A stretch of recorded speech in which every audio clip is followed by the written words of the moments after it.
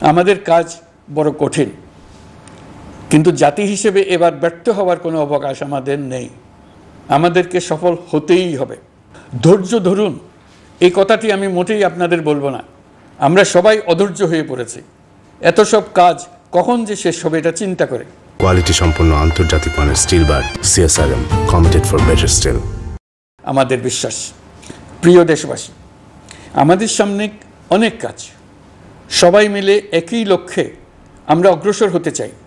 আমাদের মধ্যে, বিশেষ করে আমাদের নতুন প্রজন্মের মধ্যে যে সুপ্ত প্রতিভা লুকিয়ে আছে, সেটা যেন বিনা বাধায় রাষ্ট্রের এবং সমাজের সহযোগিতায় প্রকাশ করতে পারি, সেই সুযোগের কাঠামো তৈরি করতে চাই।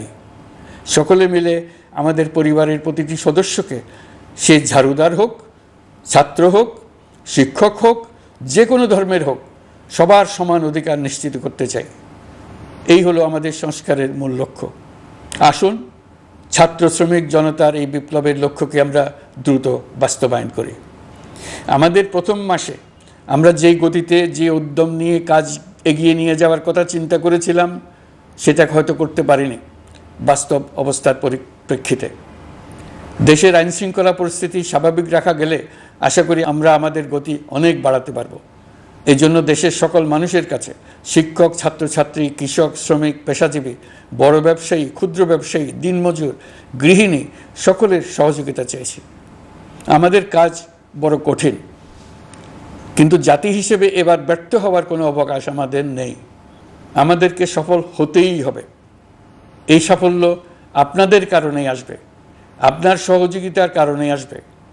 আমাদের কাজ হবে আপনার আমার স্বপ্নকে বাস্তবে রূপায়িত করা। এখন আমরা আমাদের দ্বিতীয় মাস শুরু করছি। আমাদের দ্বিতীয় মাসে যেন আপনাদের মনে দৃঢ় আস্থা সৃষ্টি করতে পারি, সেই চেষ্টা করে যাব। ধৈর্য ধরুন, এই কথাটি আমি মোটেই আপনাদের বলবো না।